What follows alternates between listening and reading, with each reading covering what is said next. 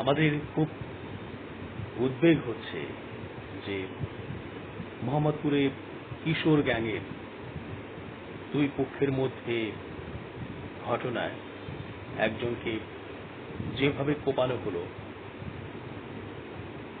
তার হাত পা কেটে বিচ্ছিন্ন করে দেয়া হলো, সেই ভিডিও দেখে আমরা কিন্তু আসলে স্বাভাবিক থাকতে পারছি না। কারণ এটা শুধু এই ভিডিওটি নয়, আরো আছে, আরো ভিডিও সোশ্যালে ঘুরে বেড়াচ্ছে। সেখানে দেখা যাচ্ছে যে একটি দলের যারা ডাকসাইটে বা অস্ত্রধারী, তারা চাঁদা দাবি করে স্বাস্থ্যবান একটি লোককে বসিয়েছে এবং তারপর তার উপরে নির্মম নিপীড়ন চালানো হচ্ছে, লাথি, তারপর লাঠি দিয়ে পেটানো, মাটিতে ছুঁড়ে ফেলে দেয়া, এই সমস্ত ঘটনা কিন্তু ঘটছে। এছাড়া আরেকটা ভিডিওতে দেখলাম যে একটা মাচায় এক তরুণকে জোর করে চেপে ধরে রেখে বাকি অন্যান্য তরুণরা হাতে চাপাতি, দা এগুলো নিয়ে কোপাচ্ছে এবং একটা পর্যায়ে তার ডান পাটা বিচ্ছিন্ন করে ফেলা হলো। তারপর সেই যার পা বিচ্ছিন্ন হয়ে গেল, সে ওই মাচা থেকে লাফাতে লাফাতে পড়ে গেল এবং তারপর গলা কাটা, আমরা যদি বলি যে মুরগি অথবা গলা কাটা গরু, ছাগল যদি বলি, তাহলে যেভাবে লাফায় জীবন বের হয়ে যাবার সময়, ঠিক সেই রকম তার শরীরটা লাফাচ্ছিল, ওই ডান পা ছিন্ন হয়ে যাওয়া শরীরটা। এরকম আমরা ঘটনা এখন কিন্তু দেখছি, আরো আছে। ওই ঘটনাগুলো বলতে গেলে আসলে অনেক সময়ের প্রয়োজন, কিন্তু আমাদের উদ্বেগের জায়গাটা হচ্ছে একটি দেশে এইভাবে ওপেনলি চাপাতি দিয়ে, অস্ত্র দিয়ে, দেশীয় অস্ত্র দিয়ে কুপিয়ে হাত পা বিচ্ছিন্ন করে ফেলা হচ্ছে। মানুষ ছাদ থেকে দাঁড়িয়ে দেখছে, ঘরের ফ্ল্যাটের জানালা থেকে উঁকি দিয়ে দেখছে, আবার আশপাশের দোকান যাদের আছে তারা দেখছে, দেখার পর দোকানের শাটার নামিয়ে দিচ্ছে, যার যার মতো ভয়ে সন্ত্রস্ত হয়ে নিজেদের মতো গুটিয়ে নিচ্ছে। দিনে দুপুরে এই ঘটনাগুলো ঘটছে। আইন শৃঙ্খলা রক্ষাকারী বাহিনী তারা ভদ্রচিতভাবে মিডিয়ার সামনে বা তারা যখন প্রেস মিট করে তখন যেভাবে সুন্দর করে বলে যে আমরা এগুলো পেয়েছি, এরকম ঘটনা ঘটেছে, ইত্যাদি ইত্যাদি, তখন মনে হয় যে এরা বোধহয় জামাই, এদের আসলে কোনো দায়িত্ব দেওয়া হয়নি, কাজ দেওয়া হয়নি দেশের শৃঙ্খলা রক্ষার্থে বা সুশৃঙ্খল রাখতে, যার কারণে তাদেরকে সেজে গুজে মিডিয়ার সামনে বলতে দেখা যায়, ঘটনার বর্ণনা করতে শোনা যায়। কিন্তু তারা তাদের যে আওতাধীনে এই থানাটি বা অঞ্চলটি বা মহল্লাটি, সেখানে তাদের প্রতিদিনকার কাজ কি এবং তারা তো অপরাধী ধরবে, সে অপরাধী তারা ধরছে কিনা বা টার্গেট নিয়ে তাদেরকে খুঁজছে কিনা, সেই বিষয়গুলো নিয়ে কিন্তু কথা বলা উচিত। কথা বলে তারপর বলা উচিত যে ফাঁক ফোকরে বা কিছু একটা সময়ে হয়তো তারা ঘটনা ঘটিয়ে ফেলেছে, এরকম কিছু একটা বলা উচিত। পুলিশ আছে, থানা আছে, স্থানীয় প্রশাসন আছে, স্থানীয় সরকার আছে, দলীয় নেতা নেত্রী কর্মী, কত কিছু আছে। এত কিছুর মধ্যে এই ধরনের ঘটনা ঘটে আর পুলিশ শৃঙ্খলা রক্ষাকারী বাহিনী এদেরকে চেনে না, এদেরকে জানে না বা এরা লিস্টেড না, এটা তো মেনে নেওয়া যায় না। বলা হচ্ছে যে খুন হয়েছে কিশোর গ্যাংয়ের প্রধান, অপর একটি গ্যাংয়ের সদস্যরা তাকে মেরেছে, হত্যা করেছে। এখন যিনি হত্যা যার হয়েছে সে নাকি 10টি মামলার আসামি, খুনের আসামি। তো খুনের আসামি কিভাবে বাইরে ঘুরে বেড়ায়? কিশোর গ্যাংয়ের সে প্রধান, তার মানে সেও তো তরুণ, কিশোর তরুণ। তো একটা কিশোর তরুণ বা একটা গ্যাং মোহাম্মদপুর এলাকায় আছে, একটা, দুটো, তিনটে, চারটে গ্যাং আছে, সেই গ্যাংগুলোর সদস্যদেরকে তো পুলিশ চেনার কথা এবং তাদেরকে তো দৌড়ের উপর রাখার কথা। তাদেরকে ধর পাকড় করার জন্য পুলিশ সবসময় ডেপ্লয়েড থাকার কথা। সেক্ষেত্রে পুলিশের প্রেস মিটের সময় বোঝা যায় না যে তারা কোনো সার্ভেলেন্সে এদেরকে রেখেছিলেন অথবা খুঁজছিলেন। মনে হয় যে ঘটনা ঘটেছে, এখন পুলিশ যে মাত্রই জেনে নিচ্ছে যে আসলে কারা বা কিভাবে ঘটনা ঘটল। এর আগে তাদের কোনো আর হদিস ছিল না যে আসলে এরা কিশোর গ্যাংয়ের সদস্য অথবা কিশোর গ্যাংয়ের নেতা বা ইত্যাদি। এগুলোর কোনো হদিস মনে হয় তাদের কাছে নেই। যদি তাদের কাছে এগুলোর হদিস না থাকে, লিস্ট করা না থাকে, বা তাদেরকে গ্রেপ্তারের জন্য অভিযান অব্যাহত না থাকে, পুলিশের কাজই তো এগুলো, শৃঙ্খলা রক্ষাকারী বাহিনীর কাজই তো এই মাস্তান, সন্ত্রাসী, চাঁদাবাজ, এদের পেছনে খুনি, এদের পেছনে সবসময় লেগে থাকা এবং এদেরকে ধরা, আইনের হাতে সুপর্দ করা, জেলখানায় পুরে রাখা এবং তারপর কেস চলবে, এরকম অবস্থা হবার কথা।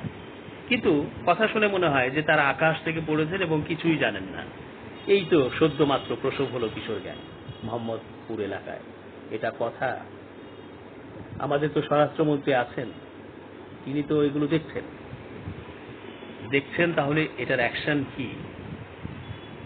আর যারা পুলিশ, তাদের তো এগুলো নিয়ে তাদেরকে প্রশিক্ষণ দেওয়া হয়, তাদের এগুলো নিয়ে মিটিং হয়, সিটিং হয়, তাদের বারবার এগুলো নিয়ে, এই বিষয়গুলো নিয়ে আলোচনা হয়। এলাকার শৃঙ্খলা রক্ষার্থে কি কি করা প্রয়োজন, মাস্তান, চাঁদাবাজ, গুন্ডা, সন্ত্রাসী কারা কারা আছেন, এদের তালিকা থাকবে, এদেরকে চাপের মুখে রাখবে, এদেরকে দৌড়ের উপর রাখবে, এদেরকে ধরবে, জেলখানায় পুরবে এবং এদের কেস চলতে থাকবে, এইরকম কিছু হবে। কিন্তু এগুলো তো হচ্ছে না।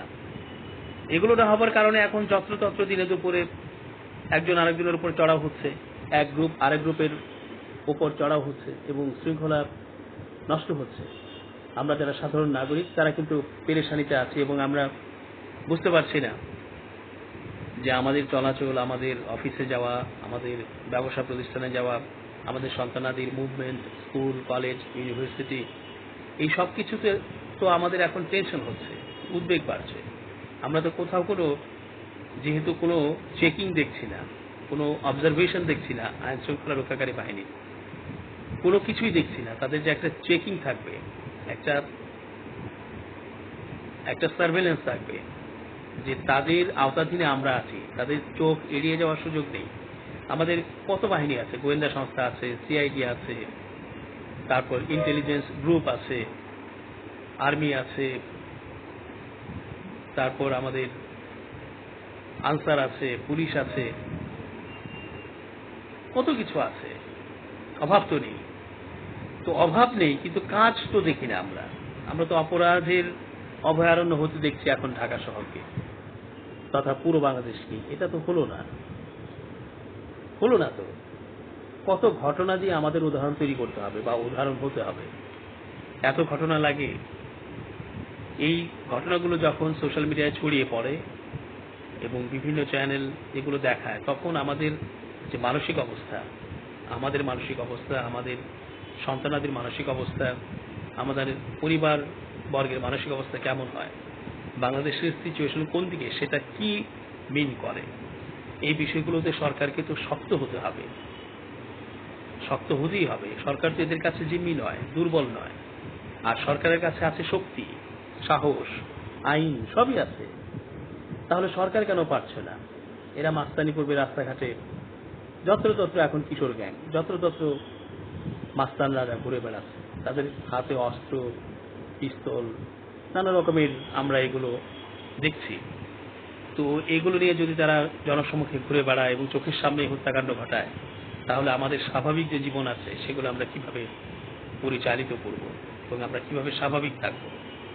সুতরাং সত্তরই আশা করব যে এই বিষয়গুলোতে সংশ্লিষ্ট ব্যক্তিবর্গ আর বাহিনীর লোকজন শুধু ওই চিন্তা একটাই করে যে সরকারি চাকরি, ইস্ত্রি করা ইউনিফর্ম, নেম প্লেট লাগানো, কিছু ব্যাজ লাগানো, মনে করে যে ব্যাস এখন এসি ছেড়ে দিয়ে বা হাওয়া বাতাস খেয়ে দিনগুলো পার করলেই তো হলো।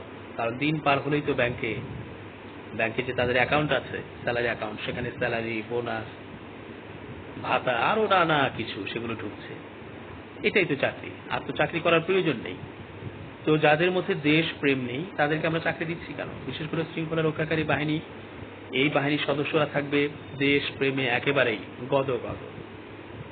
আমরা সিভিল যারা আছি তাদের মধ্যে দেশপ্রেম না থাকলেও সেটা অন্য হিসাব, কিন্তু যারা এই শৃঙ্খলা রক্ষাকারী বাহিনীর মধ্যে আছেন তাদের তো দেশপ্রেম থাকতেই হবে। এটা তো তাদের প্রধান শর্ত। দেশের জন্যই তো তারা কাজ করবে, দেশটাকে সুন্দর রাখার জন্যই কাজ করবে, দেশের আইন শৃঙ্খলা পরিস্থিতি ঠিক রাখার জন্যই তারা কাজ করবে। তো তাদের মধ্যেই যদি দেশপ্রেম না থাকে তাহলে কাদেরকে আমরা নিচ্ছি? যাদেরকে নিচ্ছি তাদের শুধু পরিবার চললো, তাদের নিজের জীবন এর উন্নয়ন ঘটলো, পরিপাটি থাকলো, ইস্ত্রি করা জামা পরলো, ব্যাজ ধারণ করলো, নাম লাগালো নিজের পকেটের সামনে, চেয়ারে বসলো, তারপর প্রেস ব্রিফিং করলো, সাংবাদিকদের সাথে কথা বললো, এইগুলোই? নাকি তাদের কাজ আছে? তো সেই কাজগুলোকে আমরা করব? আশা করছি এই বিষয়ে সরকার সুদৃষ্টি দেবে।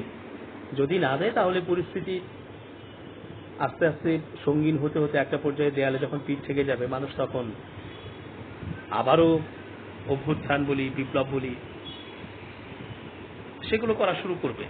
কারণ মানুষ দেখছে যে যখন বিচার হচ্ছে না তখন কিন্তু ওই নিজের আইন হাতে তুলে নিচ্ছে।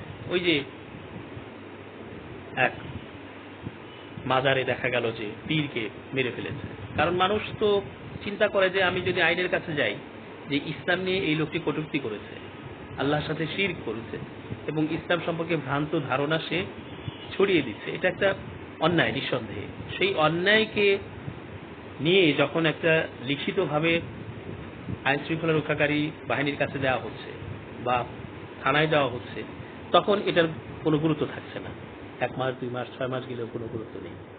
বরং যাদের বিরুদ্ধে কেস করা হলো বা অভিযোগ দায়ের করা হলো তারা আরো শক্তিশালী হয়ে ওঠে।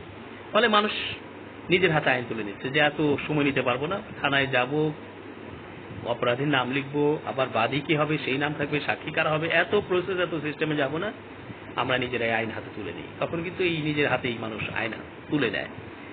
এটা কিন্তু কারণ। কিন্তু যদি তারা জানতো যে না, আইনের কাছে গেলে, আইনের লোকেদের কাছে গেলে দ্রুত তারা গুরুত্বের সাথে জিনিসটা নেয় এবং অ্যাকশনে যায়, তারপর যা যা আইনি প্রক্রিয়া আছে সেগুলো করে, তাহলে মানুষ নিশ্চয়ই আইনের কাছে যেত, থানায় যেত। কিন্তু থানায় যেত ম্যাক্সিমাম, থানাতে তারা কেস নিতে চায় না, কোনো দায়িত্ব নিতে চায় না এবং তারা তদন্তে বের হয় না, তারা কোনো কাজ করে না।